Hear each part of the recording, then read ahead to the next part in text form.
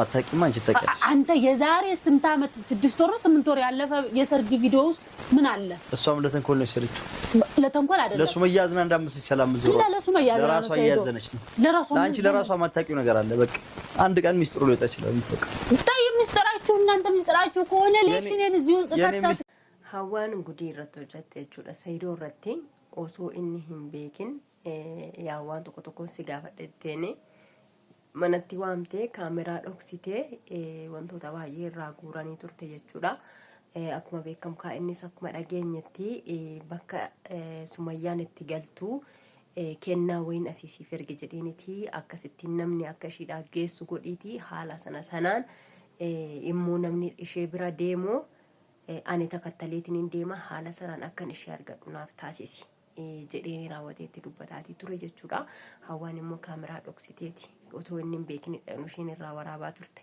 Nagaan isiniif haa ta'u akkam jirtu fayyaa qabdanii kabajamtootaa fi hordoftoota koo an nagaan qaba. Kellata rabbi qufaan takka na qabdee jirti. Utaalloo jedhama nama biyya garaagaraa maal jedhamu yoo gondofa jedhaniini biyyoota baay'eetti maqaa qaba. Qufaan baay'ee na qabee jira isinitti himuu hin danda'u. haa ta'u malee jechuudha gaa hawaan Saidoo irratti hojjetteetii jirti jechuudha. Akkaataa inni yemmuu salaamin innaa isheen dawwaltee fi akka salaamin dhuftu ishee bira kan innaa taasistu garuu hawaadhumaaf galuu dadhabe malee hawaadhum bira taa'ee dubbataati ture jechuudha. Barri Saidoon gaafa sana hawaadhum bira taa'ee dubbataa ture isa dhugaa jechuudha. Meemoorii kan kun irraa fudhadhaa maal jedhee raawwatee dubbataati ture garuu hawaadhaaf galuu dadhabe natti fakkaata yeroo sanatti. haa ta'u malee jechuudha amma kan waa baay'eetti naasofte jechuudha. Ati ayyuu hin dhiistu sobdeeti malee Sumayyaatti araaramuu hin barbaaddu sobdeeti malee ilmoo kee hin barbaaddu sobdeeti malee jechaanii turte. Inni immoo an akkamittiin ilmoo koo hin barbaanne akkamittiin akkas naan jettaa osoon ilmoo koo barbaadu baadhee amaafan asiif achi deema jetteeni jedhee raawwateetti deebisaanii ture jechuudha. Isheen immoo osoo waan ilmoo kee barbaadda taate meemoorii yookiin immoo intini meemoorii kanaa fi oggaa ji'amma kanaa kan ture jettee raawwattee anaan na doobsite salaamin akkanani waamu nan taasistu. Osoo dhuguma Sumayyaatti araaramuu barbaadde osoo dhugumaan ilmoo kee arguu barbaadde sila anaan akkas nan taasistu ture. Anaanis nama faana walitti nan naxxoo ture. Anis amanee raawwadhee waan ati naan jette hundumaa tolee jedhee kaameraa dugda duubatti waa meeqa naan jechaa turte. Anga boo'urra geessee imimmaan keessa na laalee tanan gadda keessa na laalee tanan akka waan ati dhugaadhumaan ilmoo keetitti ilmoo kee yaaddee ilmoo kee arguu barbaadde haadha manaa keetitti araaramuu barbaadde natti fakkaate tanani salaamiidhaan akkasiin dhuftee si waliin wal argitu taasise jettee itti dubbataati turte jechuudha. Jennaanini salaamini iccitii biraa qabdi jedheen iccitii biraa qabdi kana qofa miti. Salaamin immoo dhugumaan dhugaatti Sumayyaa faana walitti nu araarsuu hin barbaaddu. Sobdeeti malee osoo dhugumaan Sumayyaa faana walitti nu araarsuu barbaadde Sumayyaan ani akka araaramnu barbaadde tikeetti kutattee akkamittiin biyya as dhuftii turte biyya irraa kaatee gizee sana anaan asitti nagattee. Osoo dhugumaan Sumayyaatti nama na araarsu taate Sumayyaa faana akka araaramnee jiraannu barbaadde sila anaan kootu atattaman naan jettee raawwattee akkanani dhufu na taasistii turte gizee sana. Kanaafiyyuu salaamin gonkumayyuu akkanani Sumayyaa faana walitti araaramuun barbaaddu. Salaamin iccitii biraa qabdi iccitii biraa salaamii fi Saidoo jidduu wanta jirutu jira jechuudha. Wanti biraa ammallee waan jirutu jira natti fakkaata akka Saidoon dubbataa jirutti jechuudha. Ammallee immoo Sumayyaan gaafa gara biyyaa galtu Saidoo fi salaamin akka wal quba qabanidha jechuudha. Kan Saidoon dubbataatii jiru jecha isaa keessatti akka dhageenyetti Saidoo fi salaamin akka wal quba qabaatanidha jechuudha. Iccitii kana salaaminuu hin beekti.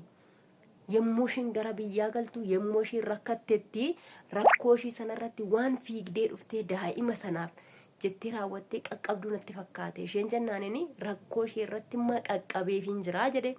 Rakkoo ishee irratti qaqqabeefitiin hin jira.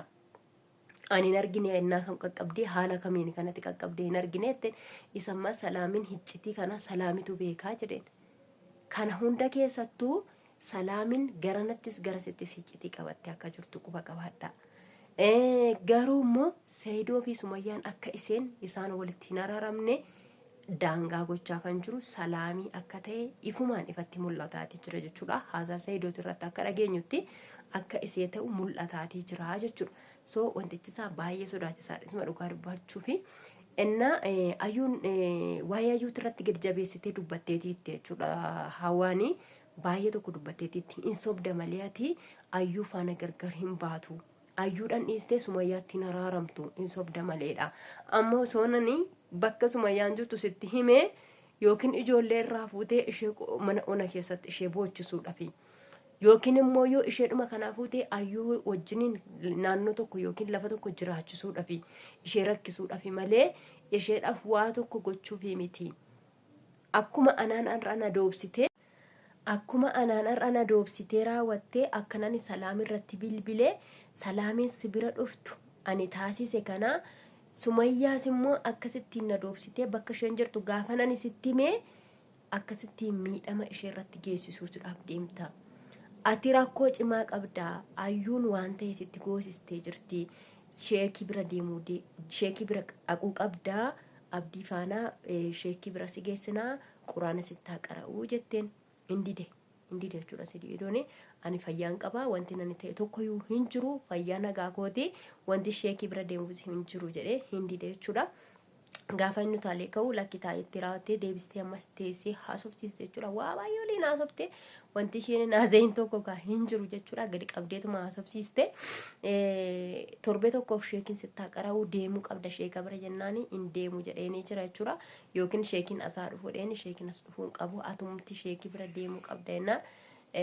In deemuu dheedide jechuudha. Ashii guyyaadhuma sadiif iyyuu deemi guyyaa sadii sheekiin sittaa qara'u ayyuu waan ta'e sitti goosistee jirti jetteen ayyuu shakkaa jiru jechuudha. Ani ayyuu waan akkanaallee waan gootu natti hin fakkaatu. Ammas immoo deebistee ati ergaa biyya maalii Chaayinaa moo waan ta'e deemtee dhuftee sanaati fayyaa kan keeyyuu miti. Ati ergaachi deemtee dhuftee fayyaa hin qabdu. Kanaafiyyuu dirqama deemtee raawwattee sheekiin sitti qara'uu qaba asii hin deemtu guyyaadhuma sadii fi abdii faana geessinee sheekii bira sitti qaraasisnaa Sumayyaan bakka isheen jirtu eessumayyuu haa ta'uuti anatu sitti himaa jetteen hin didee jechuudha. Bakka ani gar nama biraatiin an barbaadee raawwadhee isheetti araarama malee hin barbaadu quraana sheekiin akkanatti qara'uus hin barbaadu jedhee didee ammas immoo waa'ee Salaamiti irratti baay'ee itti dubbataatii turte. Ati yooma akkana jettee raawwattee natti himte akka Salaamiin qabsiisuudhaaf jettu akka Salaamiidhaan miimoorii yookiin immoo filaashii isa ji'aaga kanaa tureef dubbatudha jettu yoom natti himte maaliif filaashii isa sana har'a yaadachuudhatte atu kan dhufte dhimma biraatiif jennaani iccitii biraattu jira jedhe iccitii biraattu jira. Salaamiin wanni ishiin filaashii sana fudhatteefu waan biraattu jira. Sumayyaadhaaf qofa oogdeetii miti. Sumayyaadhaaf qofa miidhamteetii mirti. Rakkina biraattu jira jedhee Salaamii fi Sayidoo jidduu akka wanta biraa jirutti jechuudha. Akka Sayidoon dubbataatii jirutti akkasuma immoo mucaa isa marammarsiisuu deemirree waan argate natti fakkaatu jechuudha. Atoo dhimma dhufteef maaliif hin xumuranne jennaanini mucaa yoo barbaade dhabeen jira ma akkamittiin xumuruu danda'a jedheen jechuudha. Mucichi jalaa neetittiin jalaa baddee ta'ee jalaa dhokattee ta'ee rakkinni isaa naaf hin galle jechuudha. Mucaa nagaa ammaatitti maaliif akka inni argachuu dadhabe naaf hin galle jechuudha. Ta'ee Salaamidhumatu fuudhee gara ta'etti dhokse ta'ee kana keessatti wanti naa gale tokko hin jiru. Kanaafuu saduma irratti immoo bakka walii galuudhaan dadhabanii Sayidoon biraa ka'eetii deeme jechuudha. Sheekiin akkatti qara'uuf isin eeyyamnee fi biraa ka'eetii deeme dubbichisaa waan tokko baay'ee ulfaatadha. Haalichitti deemaa jiru Sayidoo fi Sumayyaan waan wal arguudhaaf deemaa jiran fakkaatu. Haalichi gaafa akkanumatti mul'atu tokkoffaa Sumayyaan osoo mucaan sun dhiigni isaan ilaalamee wixxeetiin isaan dhufiniif Sayidoo faana daa'imallee argisiisuu hin dandeessu ofiifillee akka isa arguu hin barbaannedha. Lammaffaa immoo Salaamiin nagaadhaan gara biyyaatti hin deebitu yoo taate Sayidoo faana akka gonkumayyuu wal arguu hin dandeenye akka gonkumayyuu daa'ima isaallee argisiisuu hin dandeenye jechuudha kan ishiin jechaatii turte.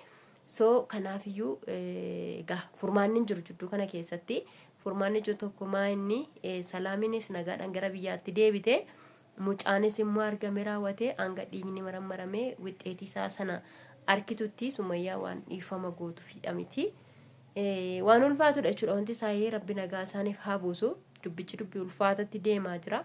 garamitti akka deemaa jiru maanuu galaatiin jiru soo kanaafiyyuu rabbi nagaa isaaniif haa buusu mucaan isaa argamuufiti wixxeetiin isaanis akkamittiin akka dhufu rabbi guyyaa sana nu eegsisee waan gaarii nu dhageessisu salaaminis immoo egaa rabbummaan humti akkuma jara kana walitti araaramaniif ilmoo isaanii akka iddoo tokkotti walitti fidatanii fi salaamis nagaadhaan biyyatti haa deebitu kanuma